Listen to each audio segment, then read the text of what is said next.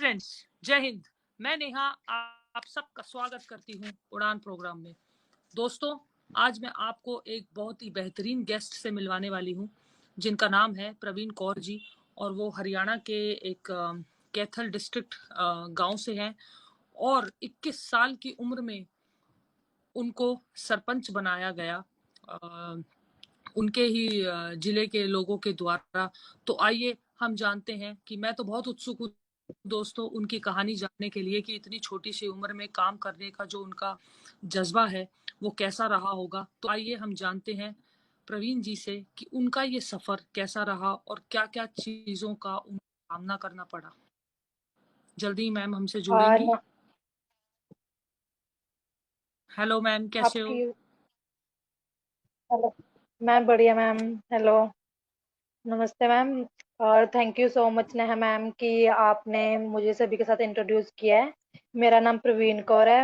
मैं एक डिस्ट्रिक्ट कैथल से गांव को कराला कुचिया की सरपंच हूँ। मैं यंगेस्ट सरपंच हूँ, लाइक 21 थी जब मेरी एज, तभी सरपंच बनी हूँ मैं ना। मैं ये जानने के लिए मैम बहुत उत्सुक हूँ कि इतनी छोटी सी उम्र में जो आपको ये पद दिया गया सरपंच का, तो आप ये अपनी कहानी वहीं से शुरू कीजिए कि कैसे सब लोगों ने मिलके ये मतलब आपको सरपंच के लिए एक उसके लिए खड़ा किया कि आप सरपंच बन के पूरे गांव के पूरे जिले का काम कर सकती है। कैसे शुरुआत हुई मैम आपके सफर यस। की? 2016 में जब ये सिस्टम लागू करा मनोहर सरकार ने कि जो सरपंच बनेंगे वो पढ़े लिखे जी बनेंगे, तो उसी के दौरान इलेक्शन डिले हो गए थे। अगर आपको पता हो कि सरपंची डिले कर दी गई थी, और तभी मेरी एज कंप्लीट हुई थी 21। बिकॉज जो लेडीज की सीट होती है सरपंच के लिए, जो वोट हम इलेक्शन लड़ सकते हैं, वो 21 होती है। तो मेरी एज भी कंप्लीट हो चुकी थी तब इलेक्शन डिले में, और एक एजुकेटेड सरपंच की जरूरत थी। गांव की जो सीट थी वो रिजर्व लेडीज की थी। तो गांव वालों ने सोचा कि हम ऐसी बेटी को सरपंच बनाएंगे जो हमारे हक के लिए लड़े, हमारे लिए अच्छे काम करे और हमारे गांव का नाम आगे लेकर जाए। क्योंकि तब गांव में कोई कैंडिडेट नहीं था जो सरपंच बन सके, तो गांव वालों ने एक डिसीजन लिया कि हम प्रवीण को सरपंच बनाते हैं, वो भी कंसल्टेंसी के थ्रू, विदाउट इलेक्शन, सर्वसहमति से। तब मैं जी ग्रेजुएशन कर रही थी कुरुक्षेत्र यूनिवर्सिटी से। मेरा सेकंड ईयर था। तो घर पे आए गांव वाले कि हमने आपको सरपंच बनाना है। तब माइंड में थॉट्स आए मेरे कि यार सरपंच बनूंगी तो मतलब कि टफ हो जाता है ना। एक साइड में हमारी स्टडी चल रही है, ग्रेजुएशन, और एक जी साइड में हमारा ये सरपंची का ओहदा। तो फिर माइंड में आया कि अब गांव वाले इतना वो कर रहे हैं कि हमने आपको सरपंच बनाना है, तो इनकी खुशी के लिए मैं सरपंच बनती हूँ, आगे जो होएगा देख लेंगे। तो फिर गांव वालों ने सर्वसहमति से सरपंच बना दिया मेरे को। इवन जो हमारे गांव के मेंबर हैं, जो पंच होते हैं, वो भी हाँ जी। सर्वसहमति से, पूरी पंचायत सर्वसहमति से बनाई गई है हमारी। और फिर मैंने गांव वालों को बोला था कि वीकेंड पे आया करूंगी गांव में, बिकॉज डेली कॉलेज भी जाना था, स्टडी भी मैनेज करनी थी। तो वीकेंड पे गांव में जाती थी मैं। तो ऐसे ही सरपंच बन गई सर्वसहमति से, गांव वालों के सपोर्ट से। जी। तो मैम आप कौन से ईयर में आप सरपंच बने? और जब खट्टर जी आपको, मैंने आपकी द लॉजिक इंडियन में आपका आर्टिकल पढ़ा, जो पढ़ के मुझे बहुत ही अच्छा लगा कि आपने इतनी छोटी सी उम्र में इतने सारे काम किए। तो आप अपने कुछ काम के बारे में मतलब जब आपको ये खिताब मिला तो आपकी हाँ। उम्र किस साल थी, राइट? यस, मैं 2016 में सरपंच बनी हूँ। हाँ मैं जी। जस्ट 21 प्लस 1 मंथ होंगी जब सरपंच बनी हूँ। तो गांव में काम बहुत कम हो रखे थे। जो पहले के प्लान के सरपंच बने थे, उन्होंने अच्छे काम, मतलब कह सकते हैं ना, गांव की कोई इम्प्रूवमेंट नहीं हुई थी। इनफैक्ट मेरे को ये भी नहीं पता होता था सरपंच होता क्या है। मेरे को तो कुछ नहीं नॉलेज थी। सरपंच बनी तो थोड़ी जिम्मेवारी आई, पता चला कि गांव की जिम्मेवारी कैसे संभालनी है। सबसे पहले जैसे गांव में वाटर, पानी की बड़ी दिक्कत थी, सप्लाई की, तो मैंने उसके पानी की जो प्रॉब्लम थी वो सॉल्व करवाई वाटर सप्लाई के लिए। और गांव में जो देखा जाता है कि खास तौर पर लेडीज की सुरक्षा को लेकर, मैंने उनके लिए सीसीटीवी कैमरा लगाए। और बच्चों के पढ़ने के लिए आपने पढ़ा होगा पंचायत घर में एक साथ में, तो मैंने सोलर लाइट्स लगवाई गांव में। दो दो गांव में, मेरे ककराला और कुचिया, दोनों को जोड़ के एक पंचायत बनती है। दोनों विलेज में मैंने सोलर लाइट्स लगवाए, सीसीटीवी कैमरा लगवाए। और जो मेरा पंचायत घर है उसमें मैंने एक लाइब्रेरी बनाई है बच्चों को पढ़ाने के लिए। मैं और मेरी सिस्टर हम सैटरडे संडे वीकेंड पे जाते थे, तो बच्चों की क्लास लेते थे उनको पढ़ाने के लिए, ताकि जो मेरे गांव के बच्चे हैं वो थोड़ा आगे बढ़ सकें। कि उन्हें भी थोड़ा पता चलना चाहिए कि आगे जो हमारी लाइन है, चाहे 10th के बाद, प्लस 2 के बाद, हमने किस फील्ड को चूज करना है जो हमारे लिए अच्छी रहेगी। तो वाटर कूलर्स लगा रखे हैं गांव में, जगह जगह पे। गांव में बिल्कुल भी आपको गंदगी नहीं मिलेगी, डस्टबिन लगे हुए हैं। बस स्टॉपेज बनवा रखे हैं मैंने। जो गांव का स्कूल है उसमें मैंने गांव के लिए, बच्चों के लिए छतों के पक्खे, वाटर कूलर, आरओ वाले लगवा रखे हैं। और गांव में जो नालियां होती हैं वो तो दिखेंगी ही नहीं आपको, वो बंद करवा के मैंने शहर जैसे सीवरेज लाइन डलवा रखी है गांव में। तो ऐसे बहुत सारे छोटे छोटे काम है गांव के, चाहे सड़क से लेकर होए, ये सब करवाए हैं। क्योंकि इनसे हटकर कुछ करना चाहती थी, जैसे अपने गांव की महिलाओं के लिए थोड़ी तो कठिनाई फेस तब आई जब गांव वालों को हाँ एनकरेज जी, हाँ करना जी। पड़ा, ताकि अपनी बेटियों को एजुकेशन के लिए, कि उनको पढ़ने के लिए भेजना है हमने, चाहे गांव के पास कॉलेज है थोड़ी दूर पे, ताकि वो पढ़ सके। जी। तो आपके पेरेंट्स ने आपको इसमें पूरा सपोर्ट किया? उन्होंने आपको एक बार भी ये नहीं कहा कि अभी आप छोटे हो या आपकी उम्र कम है, इतनी सारी ज़िम्मेदारियाँ से संभालोगे आप और अपनी पढ़ाई पूरी करो? मतलब आपको मैं जानना चाहती हूँ कि समाज ने तो सपोर्ट किया ही किया, आपके ज़िले के जितने भी लोग जैसे आप, तो आपके घर वालों ने भी आपको पूरा बढ़ावा दिया कि आप सरपंच का जो आपको पद मिला है उसमें पूरी तरह से आप जुड़े उनके साथ? क्या आपके घर वालों ने आपको पूरा सपोर्ट किया? हाँ जी, आप मतलब सरपंच तो मैं बाद में बनी हूँ। घर वालों को स्टार्टिंग से ही फुल सपोर्ट रहा है मेरे को। चाहे पढ़ने के लिए मेरे को बाहर भेजना होए, क्योंकि घर पे ना हमारी फैमिली में कोई भी सरपंच नहीं बना था, तो उनके अंदर भी अलग से एक खुशी थी कि हमारी बेटी सरपंच बनेगी। हमने सरपंच तक ही नहीं रखना, ऐसे काम करने हैं ताकि हमारी बेटी का भी नाम होए और हम अपने गाँव को आगे तक लेके जा सकें और हमारे गाँव का भी नाम हो। तो अब मेरे गांव को मोस्टली सभी जानते हैं कि ककराला कुचिया के एक सरपंच है प्रवीण कौर।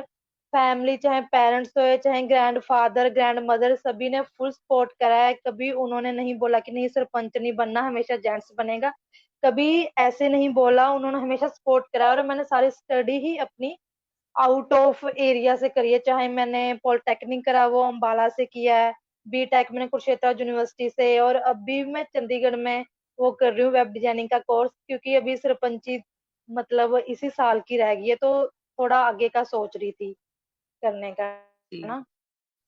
क्या तो आपको जब मैम जब आप नए नए सरपंच बने होंगे तो जाहिर सी बात है सब लोग आपको यंगेस्ट सरपंच के नाम से जानते होंगे कि जो मतलब इतनी यंग, इतनी कम उम्र में आप सरपंच बने, तो आपको वो खिताब मिला कि the youngest sarpanch of Haryana. तो उस समय आपको कैसा महसूस होता था, कैसा फील होता था आपको? हंसी आती थी तब तो ना मेरे को कि यार सरपंच, जब कोई बोलता था ना सरपंच नहीं या सरपंच साहब, तो थोड़ा सुन के अजीब लगता है ना स्टार्टिंग में, क्योंकि फर्स्ट टाइम सरपंच बने हैं और वो भी इतनी कम एज में। इनफैक्ट मैं अपने जी। कॉलेज में क्लास में भी नहीं बताया था किसी को कि मैं सरपंच हूँ।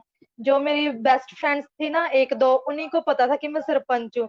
वो बाद में सभी को पता चल गया, तो थोड़ा अजीब लगता था कि फैमिली में सरपंच चाहे दादू बनते हैं पापा बनते हैं, ये इतनी छोटी सी एज में सरपंच बनी है, ऊपर से ये ग्रेजुएशन बीटेक कर रही है, इंजीनियर बनना है, ऊपर से ये सरपंच है। तो फिर जैसे जैसे मेरे को कंप्लीट होते गए मेरे ईयर सरपंची के, तो थोड़ा अच्छा लगने लगा मेरे को। जैसे गांव की फेसिस प्रॉब्लम को फेस करने लगी थी मैं, उनके बीच में खड़ी होके बातचीत करने लगी थी। तो जी। अच्छा महसूस होता था कि यार सरपंच अलग बात होती है। मतलब अपने गांव को एक नजर से देखना, सबको, चाहे छोटा है चाहे बड़ा है, सबके हक के लिए लड़ना, तो अब अच्छा लगता है कि अच्छा हुआ कि मैं सरपंच बनी हूँ, गांव वालों ने अच्छा डिसीजन लिया मेरे लिए। तो जाहिर सी बात है, वो तो सब लोग आपके ऊपर प्राउड फील करते हैं। इवन मैं भी आपसे बात बहुत ही अच्छा महसूस कर रही हूँ कि आपने ये साबित,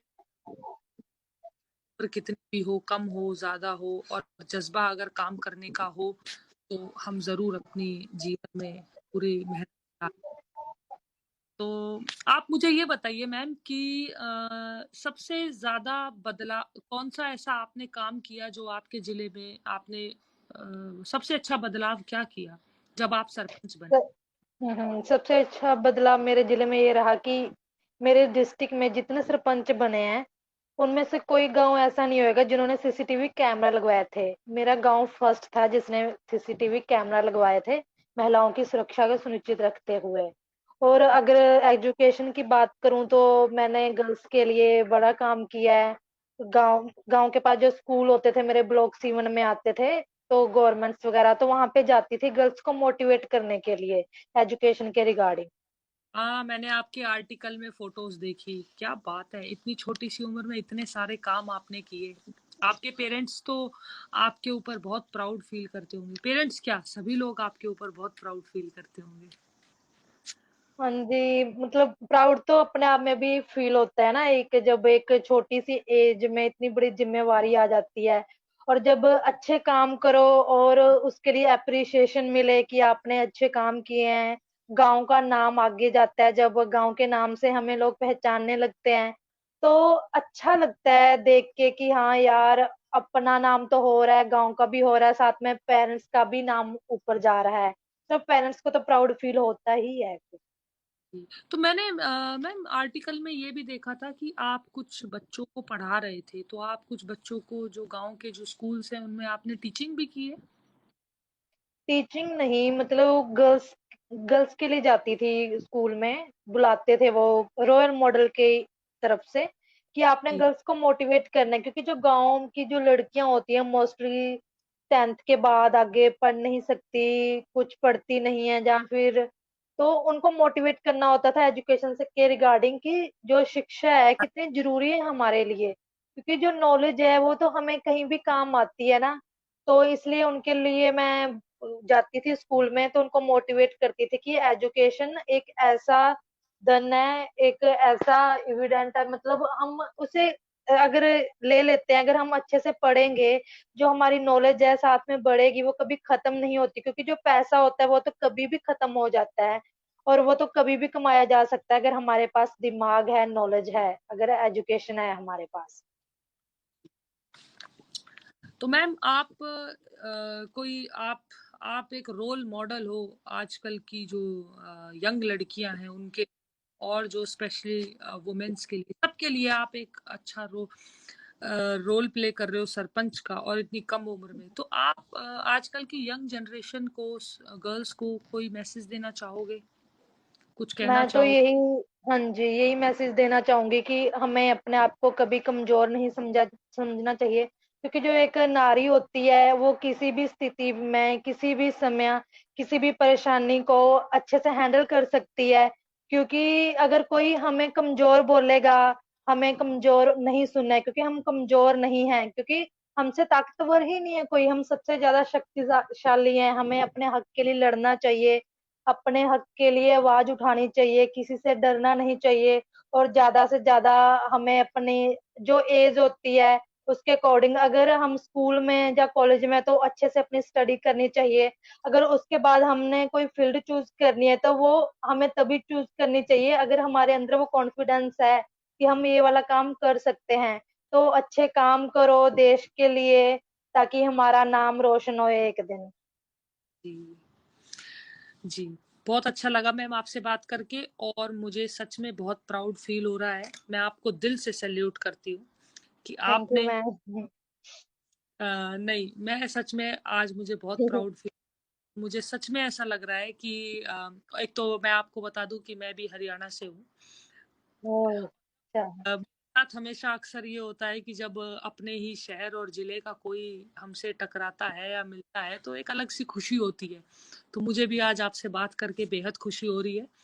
और जैसा कि आपने बताया कि आप इतना अच्छा काम कर रहे हो, सबको जागरूक कर रहे हो, स्पेशली लड़कियों को जागरूक कर रहे हो कि अपनी आवाज़ उठानी चाहिए, अपने अपने काम करने में हिचकिचाना नहीं चाहिए। तो आप बहुत अच्छा काम कर रहे हो मैम। तो मैं आपको सबसे पहले तो अपनी यूनिवर्सिटी में, हमारी यूनिवर्सिटी राजस्थान हनुमानगढ़ में श्री खुशहाल दास हम्म। जब इस कोरोना काल से हम बिल्कुल फ्री हो जाएंगे तो आप ज़रूर एक बार मैं चाहूँगी कि आप ज़रूर एक बार हमारी यूनिवर्सिटी विजिट करिएगा और हाँ वहाँ जी पे भी मैम, जरूर आऊंगी। जी, वहाँ पे भी आके बच्चों में और उत्साह बढ़ाइएगा कि और स्पेशली लड़कियों को बताइएगा कि लड़की किसी भी शहर या किसी भी जिले की, गांव से हो चाहे शहर से हो, अगर उसके अंदर काम करने का जज्बा है तो वो जरूर सब कुछ कर सकती है। हाँ जी मैम, बिल्कुल। जी। वो तो तो जज्बा होना चाहिए एक हमारे अंदर। जी, मैं जाते जाते आपसे ये सवाल और पूछना चाहूंगी कि कोई एक ऐसा आपके आपके कोई एक ऐसा चैलेंज आया जब आपको ऐसा लगा हो कि अब मैं इस काम को नहीं कर पा रही हूँ, कोई कोई डिफिकल्ट चैलेंज आपके सामने आया जब आप सरपंच शुरुआत में आप काम करते थे एज अ सरपंच आप। डिफिकल्टी तो हाँ जी, एजुकेशन के रिगार्डिंग ही आती थी, क्योंकि गांव में कुछ लोग ऐसे होते हैं ना कि वो अपनी बेटी को पढ़ने के लिए नहीं भेजते हैं।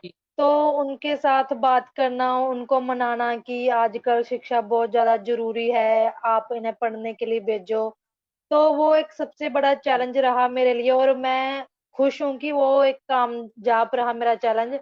आज मेरे गांव में मोस्टली सब लड़कियां पढ़ रही हैं और सबके पेरेंट्स उन्हें पढ़ने के लिए भेजते हैं। और वो कह चाहते हैं कि हमारी बेटी आगे बढ़कर चाहे आपके जैसी सरपंच बने या फिर कोई बड़ी अफसर बने और हमारा नाम रोशन करे। जी, तो मतलब आप ये आपने ये बताया कि लोगों को थोड़ा सा मनाने में, स्पेशली एजुकेशन के लिए आपको थोड़ा हाँ सा ज्यादा। जी। हाँ जी जी, मैम। पर आप एफर्ट्स कर रहे हो और ऐसे ही करते रहो ma'am. I am really so so so proud of you. बहुत अच्छा और मुझे बहुत प्राउड फील हो रहा है आपसे बात करके। अब मैं आपसे विदा लेना चाहूंगी। जाते जाते अगर आपके मन में कोई विचार और आ रहा हो और आप कुछ और बात कहना चाहते हो तो आप जरूर कह सकते हो। Thank you so much ma'am, आपने मेरे को मतलब इतना ज्यादा प्राउड फील करवा दिया इतनी अच्छी अच्छी बातें बोलकर।